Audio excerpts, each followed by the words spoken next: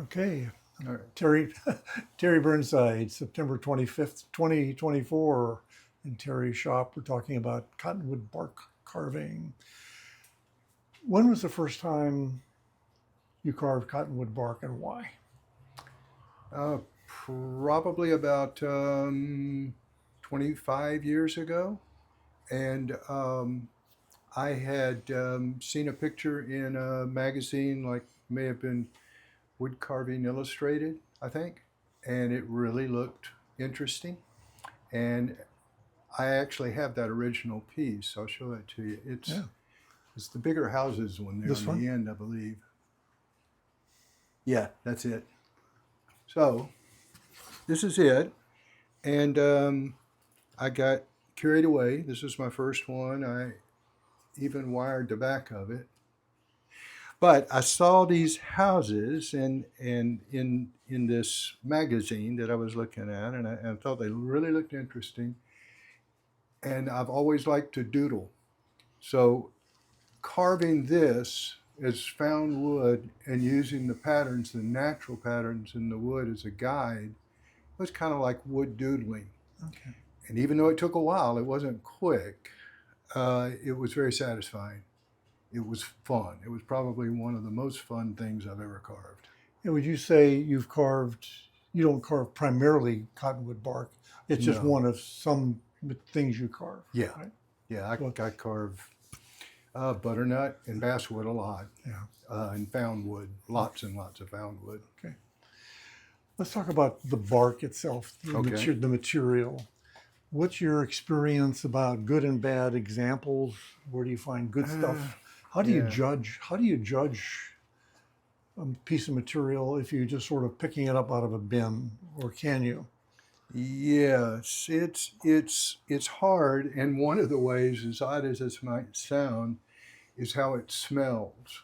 Because a lot of times people will leave this around in a damp place, and it'll smell moldy, and I hate that smell. I had one batch of cottonwood that I've had for years and have a hard time carving because it smelled so odd.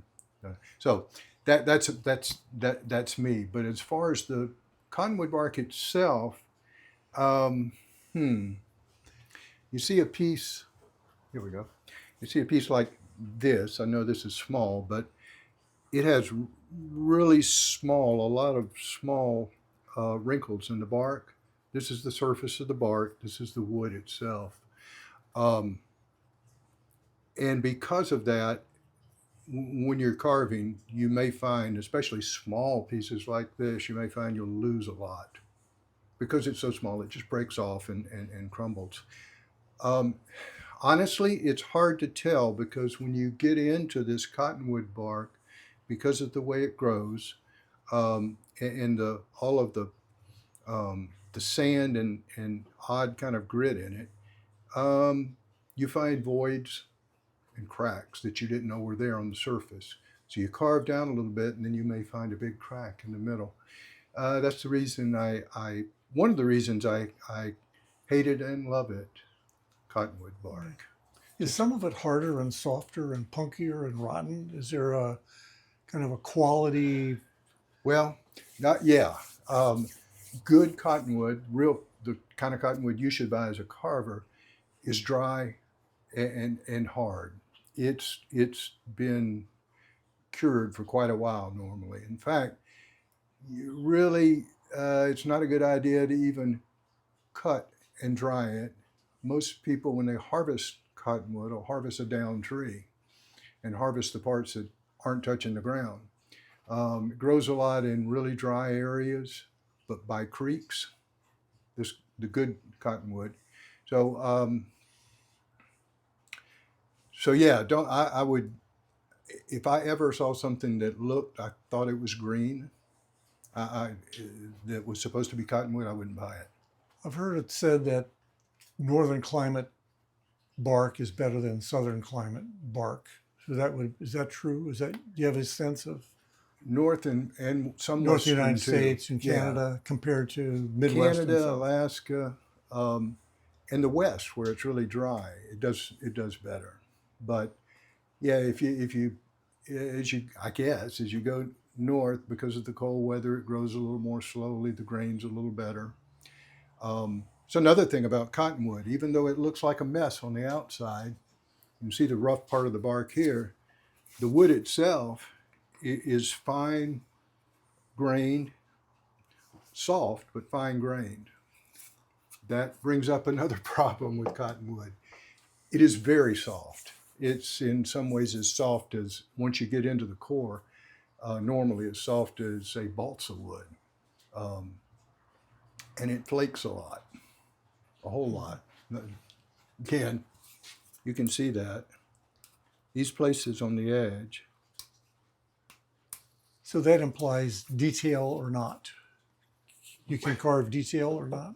Well, you can, but you have to be ready and willing to repair it or adjust to whatever happens when a piece breaks off. The finer the detail, especially if you're carving through the grain, the more apt you are to have breakage. Oh. A lot of glue. Super glue is great. Okay. Should use that while you're carving. Do you find it dirty? Oh, yes, it is terrible on knives. When I first start carving, I carve the outer layer off. I use rougher, older, I wouldn't say less loved, but older knives that I'm not going to be too upset about if they lose their edge. So they dull quickly. Yeah, and that's primarily because this is a tree that's growing out normally in really sandy areas. So as it grows, particulates, fine sand, get embedded in the bark, and at times it's almost like carving through sandpaper. So I use heavy tools like this thing to take off some of the big bark, just a draw knife, and a pretty cheap draw knife. And when I get a little bit lower, maybe I'll use one that's a little finer and a little sharper. Use a lot of chisels to get that outer layer off. And unfortunately, I mean, this is still sharp because I'll go back in. I'm just crazy like that way and sharpen the thing. But you'll lose an edge. You won't lose it. You will temporarily lose your edge because it's rough. What about bugs? Bugs. I have never found a bug in a piece of, maybe I'm just lucky, in a piece of cottonwood bark. Okay. And is everything bark, or is you said wood, but is this actually all bark? Well, that's a good question. I'm not a horticulturist, so I'm not, but this looks and carves like wood. When you flip it over, does it also carve like wood? This on the outside. This side, yeah, side. That's the same. Yeah.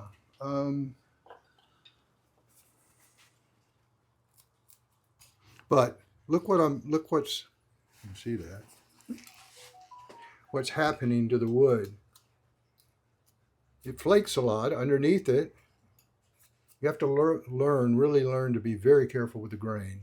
Underneath it is smooth, but as you carve, it almost flakes off. Okay. Yeah. With that being said, by the time you finish, you still can make it very smooth. It sands well and easily. Use very, very fine sandpaper, grit sandpaper. Like what? Oh, at least 600, 800 grit. Not super fine. Or some of this Swiss sanding cloth is pretty good. It's fine. But it doesn't matter, just so the grit is fine. Is that the final sand, or what was the coarsest you would start with to begin? The coarsest I would start with is probably about 120. Okay. I use these sticks a lot too because they're good at getting in the small crevices that you make when you carve. I leave, if you notice you look at the pictures of particularly these whimsical carvings like the houses, I leave that surface bark on part of the wood always and stay away from it. So I like you do on found wood, a lot of found wood, you'll clean a place to carve and leave the surrounding area almost natural, possibly a little bit of light sanding or a brush just to get the trash off of it and sand. Do you blow it or do anything else to try to clean it ahead of time? Sometimes, if I find it's dirty, if it's really got a lot of caked on, almost caked on dirt. This one again was probably this. This is a pretty simple shape. So, and it was by the way, this was the vein of the growth as it came out. You know, one of the peaks in those folds of the tree. But I've cleaned this area. I'll clean the area on the side, make it rounded almost, well, just like you would this is going to be a wood spirit, any wood spirit face, and then start carving. And I'll do that with probably one of these sacrificial knives. Anything else about the wood, the material itself, that would be worth commenting on? It is, if you finish it properly, it is absolutely beautiful. Okay. It takes a clear finish really well. I love the way it looks, the color and the grain that shows through. But you have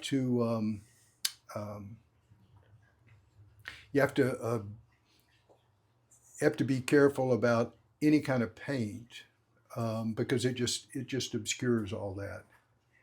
I've painted some cottonwood with acrylics primarily pieces before, and I've been very unhappy with them. Mm-hmm. They're back in a box somewhere, and they never come out.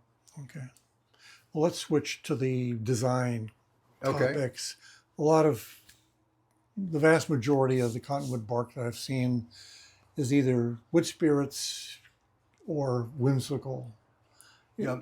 Is that an accurate characterization of how it would be used most typically? I think so. I've done some other things, but those other things that I do, I just happen to have a scrap left over, and I want to use it up.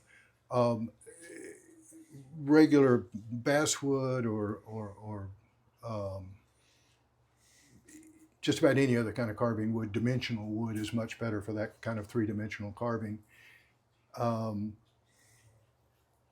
I feel that because this wood looks so good when parts are left rough and parts are carved, that it's a perfect medium for those wood spirit, green men, whimsical, anything, fairies on a rock, you name it.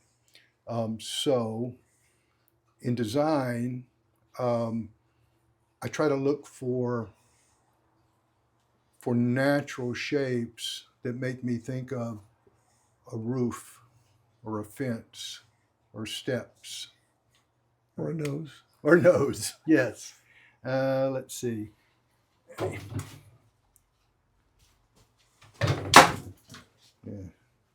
Yeah, did you see? It exploded. So you look for areas, first of all, that are, here's another thing too. You have to be very flexible when you're carving a piece of cottonwood, because once you clean an area, you may find underneath this outer rough surface there's a void or a crack. So you have to be willing to switch your design a little bit. But I look for natural curves in the wood that I can put objects. And then I try to incorporate, I didn't do much of that here, I try to incorporate or leave a little bit of the rough stuff on the roof, kind of like shake shingles, for instance. But anywhere I can make the wood work with the design, I do that. I guess the biggest thing there, here's something I do. I'll take a picture of a piece of wood and size it so that I can print it out on a typical 8.5 by 11, typical computer print sheet.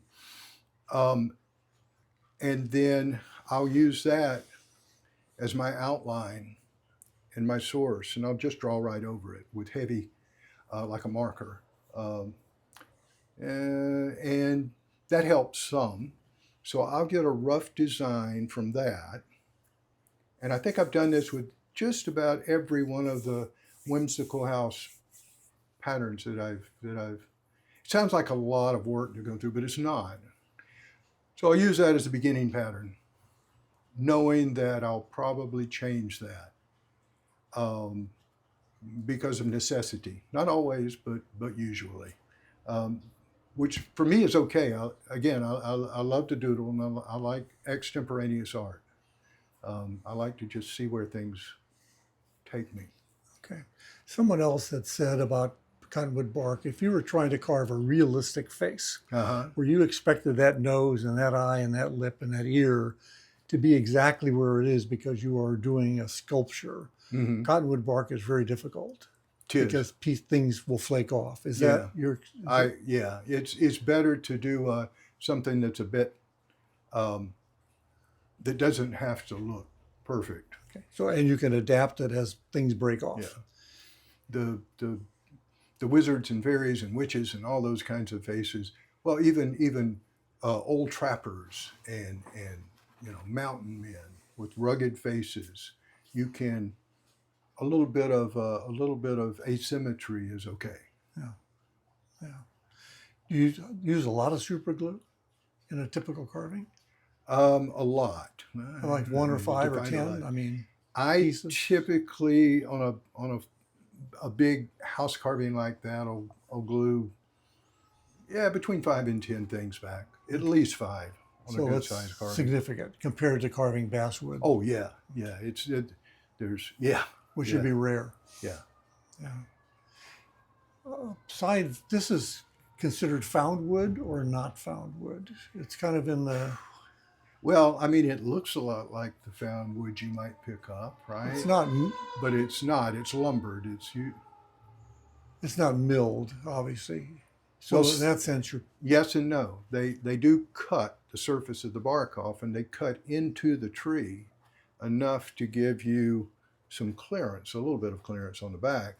So in that sense, it is milled, but not milled, but cut. I mean, you can see that this on the back of this piece that it wasn't finely milled, but it obviously was cut with something. Yeah. So you carve other found wood. Oh, I do. Right? Yeah. And a lot of times you don't know what it is, I assume. Most times I don't know what it is. Yeah, about the only time one of the types of wood that I carve are pine knots, and that is by definition, you know what it is, but it's sappy and that kind of stuff. Yeah, but I pick up pieces of wood all over the place and have no idea what they are. Yeah. Let's talk about tools. Uh-huh. And are typical carving tools also used, or is that Yes. Yes and no? Or? Yes and no. Okay. Okay, when I start and I'm taking big pieces off, I use a draw knife quite a bit. Either a big one, medium, small, like that, or that. I use wide chisels, flattish to begin with, just to get this stuff off. And that would be the first step.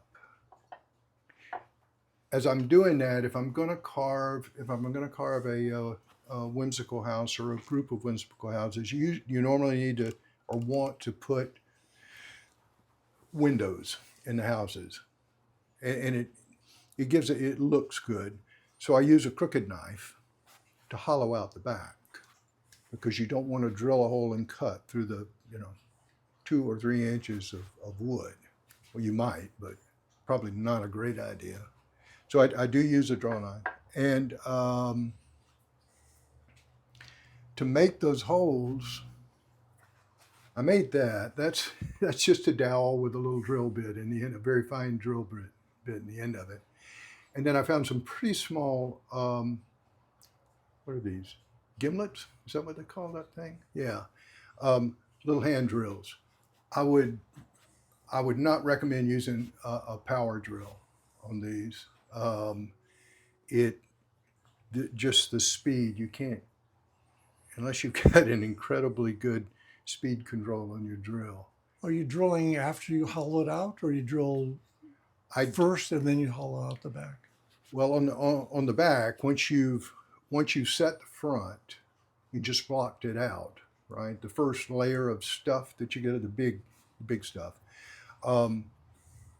Then you go around to the back. Then you've got a good idea where these houses are, and you might just I use a soft lead pencil to sketch on whatever I'm carving.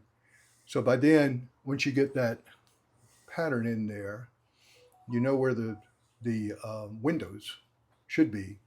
So then you go around to the back and turn the wood back and forth, try to find a place to drill, and then you hollow out behind that in the back. So that's when I would use that sort of thing. Then once you've got that hollowed out, you have less distance to go through. So that's when I use these. The starter hole is just to let me know a little more precisely where I need to hollow out more in the back. So, and then I start carving. When I'm still using, at that time when I'm taking off a lot of wood, a sort of normal knife. Now this knife, I reground the end of it. It was a straight edge all the way out, a flat edge on the cutting surface, and I rounded it. I don't know whether that shows or not, but I rounded it just enough so that it doesn't rip badly. That's why you'd use a knife like that. And what is that? Now this was a knife that was billed as a Cottonwood Bark knife. This one is from Drake, an almost local knife producer, but it has a rounded tip, not sharp, so that when you carve, the tip doesn't rip into the wood. It's almost impossible to do that. Now, we'll flake wood off, but you probably didn't notice it, but as I was using a sharp knife on that little carve I did a few minutes ago, you'll get a lot of rip outs with a pointed knife. So that's a special And is that sharpened tool. all the way around the curve, or just up to Up to about halfway through the curve. Okay. So when you sharpen it, you have to really swing your hand around to get that edge sharp too. Now, once I get everything roughed out, then I start carving details, and then I'll use a knife with a really fine point, very small, the typical detail kind of knife. Occasionally, there's another example of a curved knife rather than a straight blade, a curved knife, and that works really well too. Again, for the same reason, you don't rip out as much. And you have some gouges on your kit. Are those typical? Yeah, well, I think so. I've always found that when you get down to the detail and you're cleaning things out, they certainly come in handy, especially the small ones like these micros, to make, for example, and you have to be really careful and make sure that it's sharp, but this is a blunt V. So rather than going down to a sharp point, it's a little bit of a curve on the end. And you can make lines like wood patterns in a house with that. At some point, I use a lot of probes to pick things out, because these cut throughs, you need to try to do that. good thing is on the back side, you don't have to be very careful, right? Nobody's going to see that. So when you hollow those things out and you get close on the back to the under edge, the back side of, say, a window or a door, um, you don't care how rough you are. I use these very fine riffler files to smooth things off. And there's not only are they fine, they're very small in diameter. Um, yeah. So those are some of the special tools, and not a tool, but a material is super glue. You never forget that. I have a carving that I've forgotten this. I have a carving of a tiki god that I did over there. And the only things that, well, I glued both of these sides back on because they're so thin and so long. And then on the feet, the front of the feet are cross grained and just, I mean, barely touching them, it broke them. So both of those are glued back on. They're very strong now. They won't because break they again. broke off. Yeah, yeah. Yeah, this was fun. And by the time I finish it, it's got some incredibly interesting wood patterns in it. And I'm going to make sure that I finish it so that shows through. Yeah. Um, Well, let's talk about finishing. okay. Do you have a favorite finish, or use different ones? I've tried a bunch of different things. Typically, I'll use something. It says stain, but it's not really a stain. It's clear.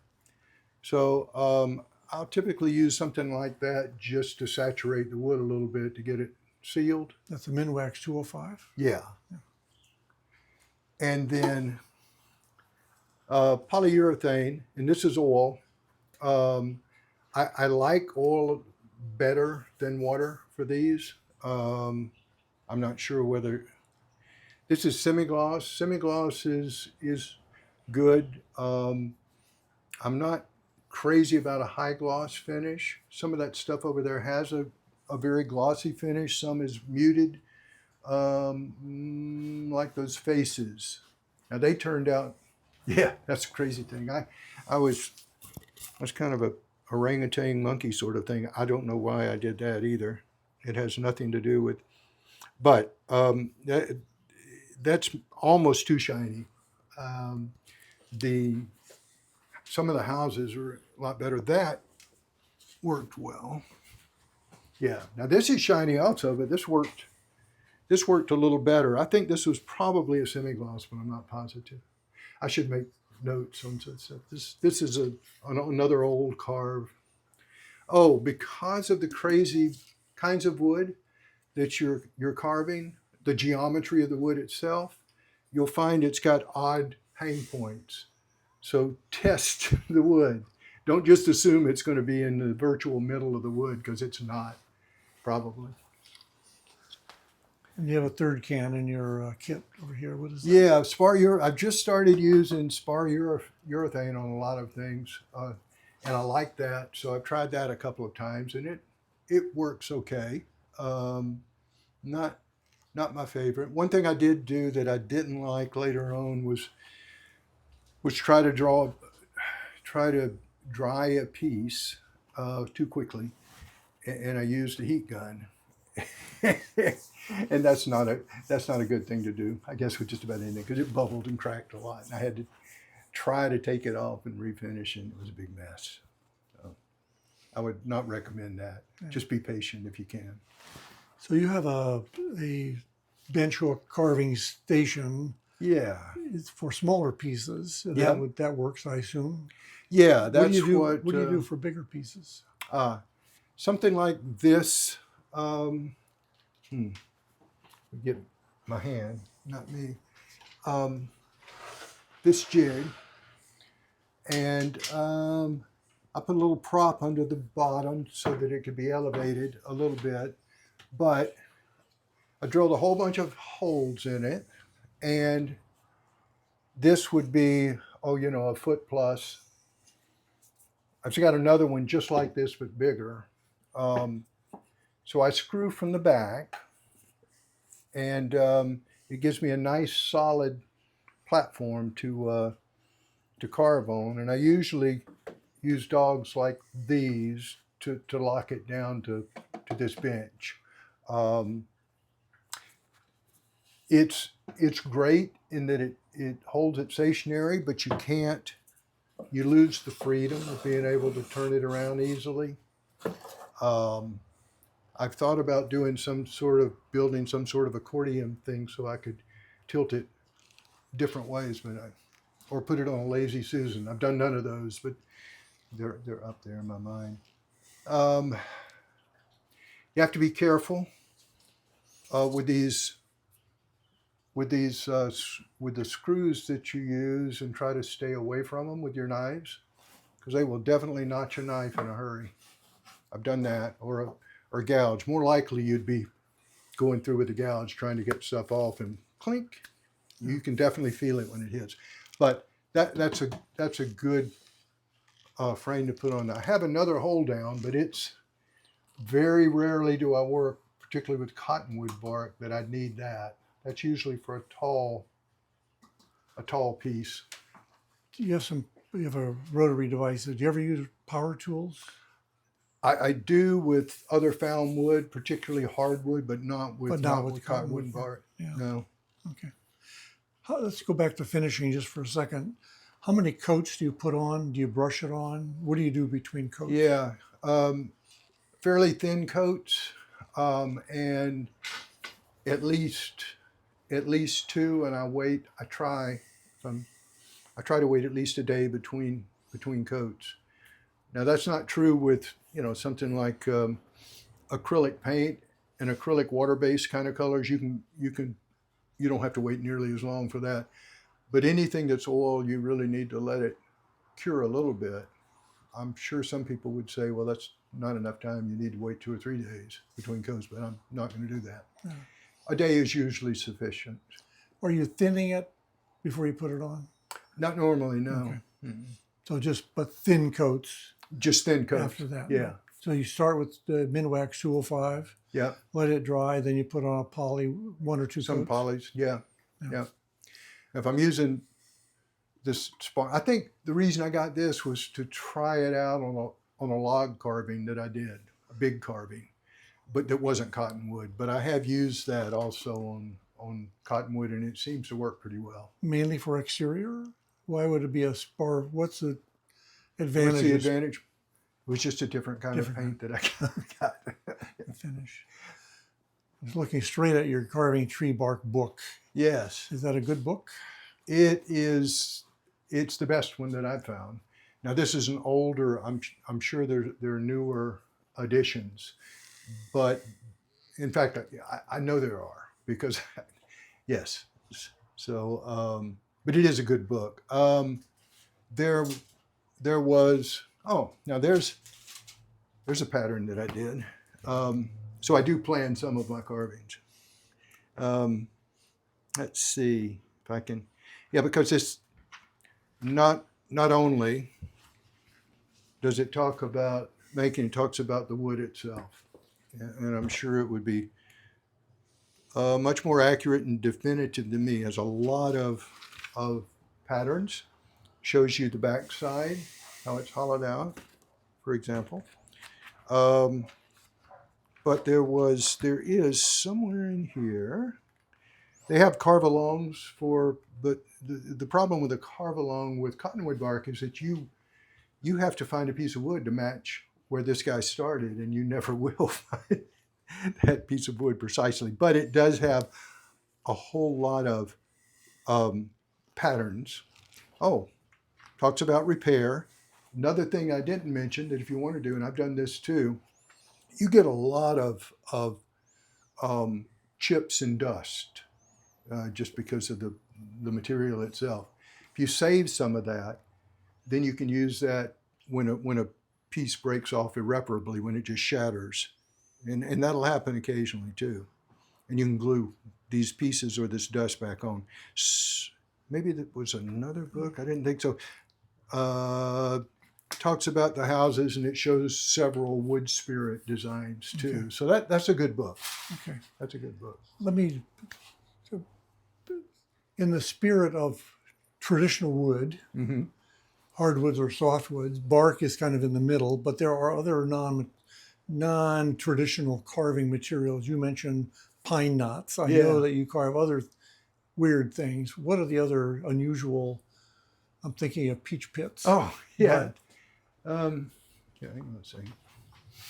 I've got a little bit of everything I've ever done out here, I think.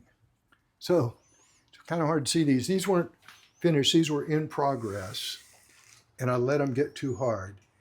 These are avocado pits. Were. Right there. That's good. Okay. So this was going to be a turtle, and I could still do that, but at this point it's so hard, I'd probably have to use a rasp or a riffler file to get the detail.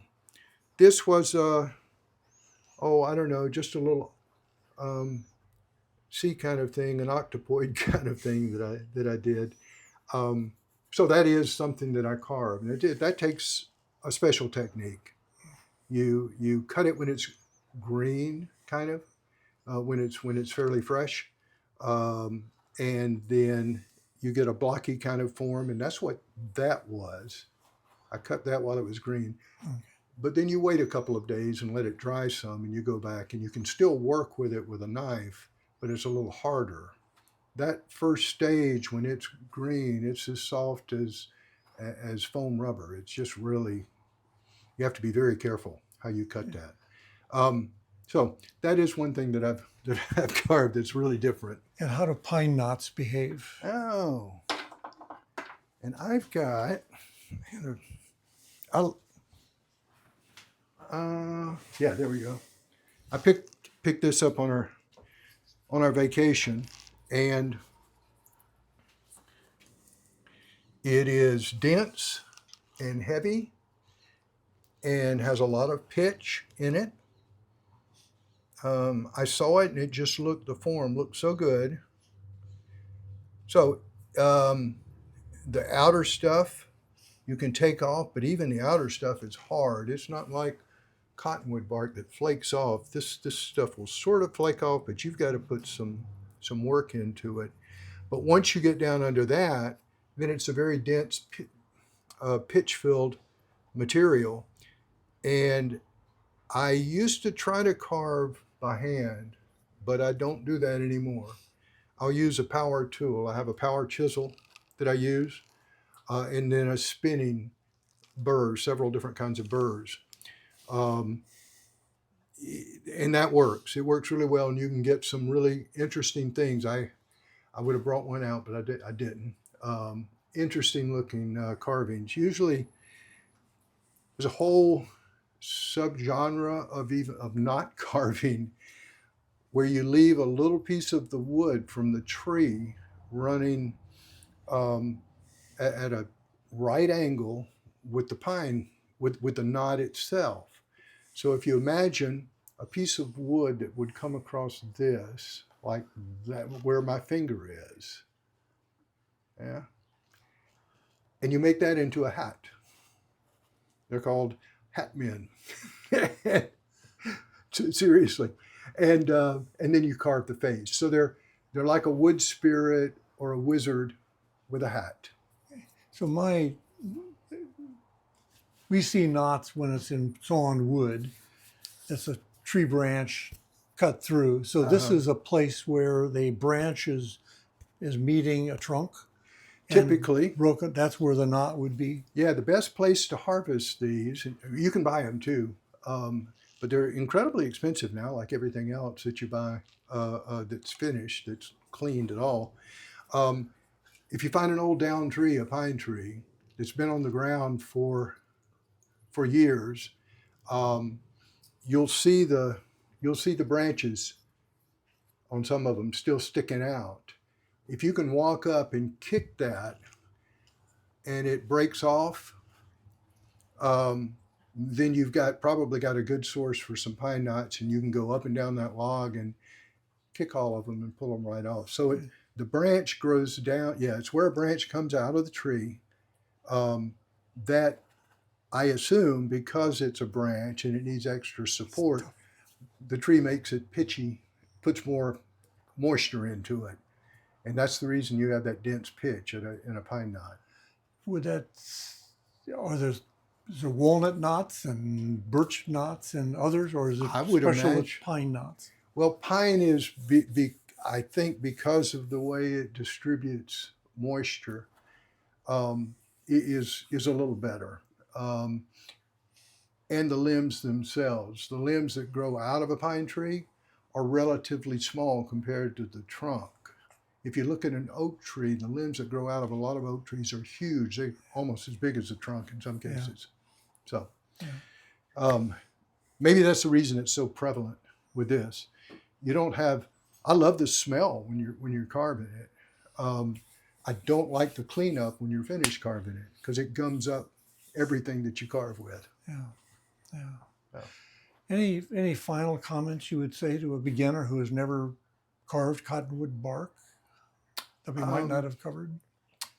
Yeah, be patient and try to work with the wood.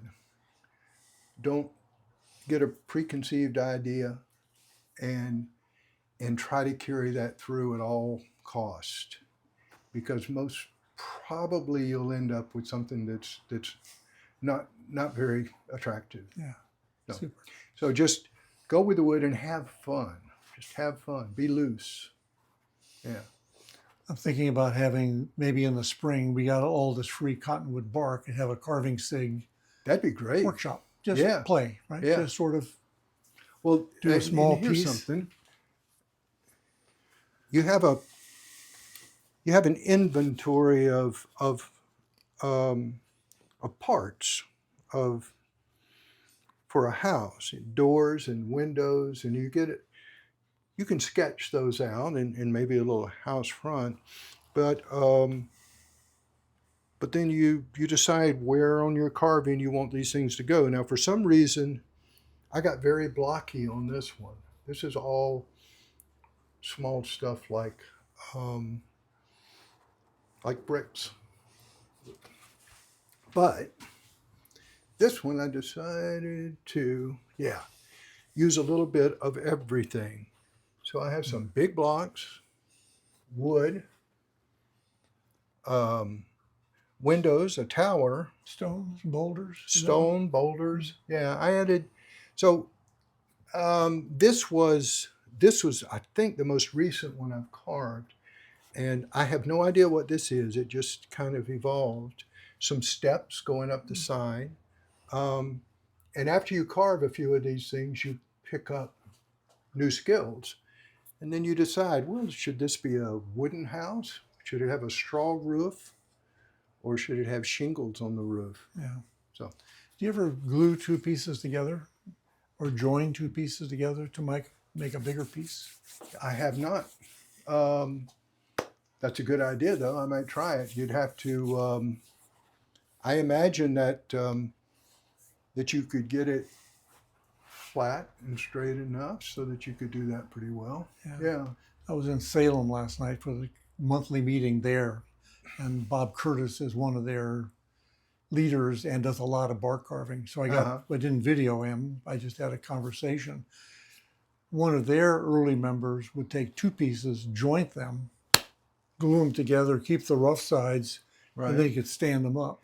Well, And no, so that's a he great made idea. Standing kind of things. And Betty Semnett, who will be the presenter, she's taken three pieces together and made them put them on a base.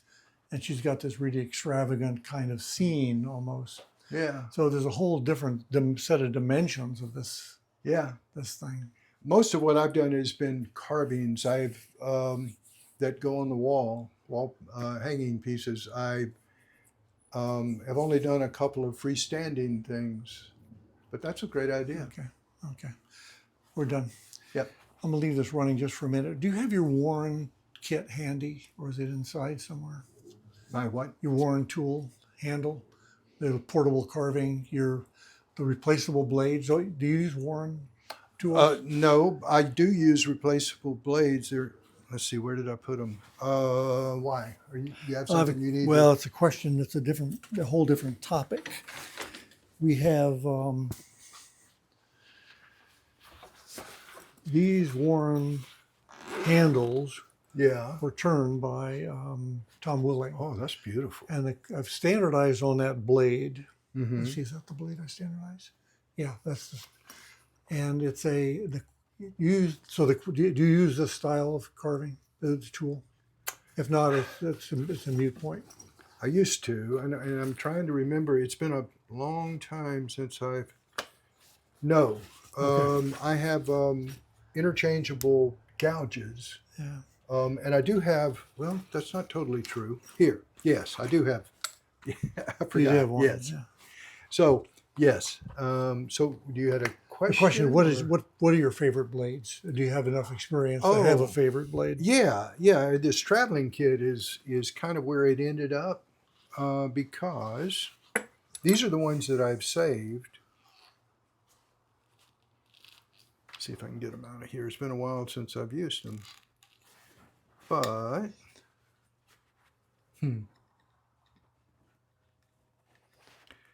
There's usually a standard kit of about 4 or 5. yeah. Well, they're in there. Let's see if we can push them out with the other hand. Is that open on both ends? I got a pencil. Oh no, Here, can't do it with try that. this. Yeah. There we go. That's better. You don't mind if I scratch your pen up there? Huh? There we go. Okay. Yep. All right. Yeah, and this is almost, it's a cross between a gouge and a knife. Let me see if I can.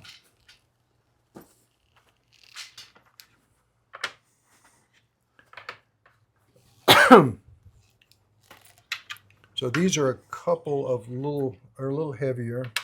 You'd almost think a rough out kind of knife. Detail. They were when I put them up last time, I think, Yeah. sharp. So So they're this all fairly thin sharp. one is the class that I'm using. I found that to be too not. These made the wrong angle for me. Okay. When I was cutting, that's why I was a question. This one maybe.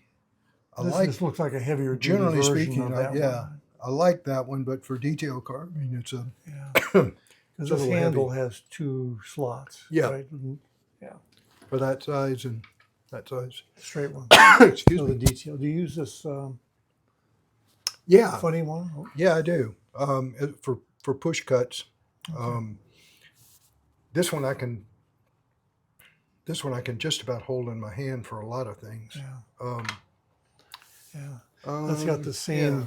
general profile in the end, although it's got a sharper point than this one. It's got a pretty blunt point. So are you using these? So as- we've started whittling classes, and I needed a bunch of knives. Ah, And we okay. have a bunch, Yeah. but we have 40 of these handles, Uh-huh. and I found out I can buy these blades for $1 a piece.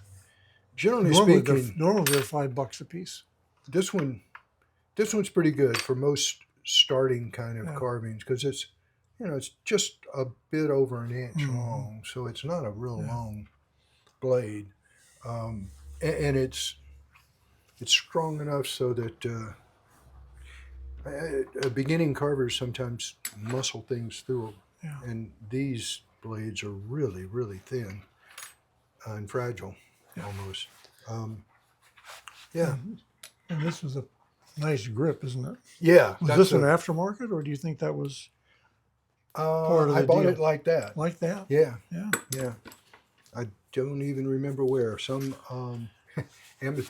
Amazon wasn't much of a thing when I got this. Yeah. So it was it was one of the special. It was from the internet though, but it was a specialty store like Smoky Mountain Wood Carvers or something.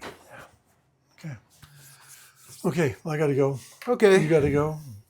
Yeah, I'm I've heading always got to go. I'm heading to Omaha for a trip finally. We're gonna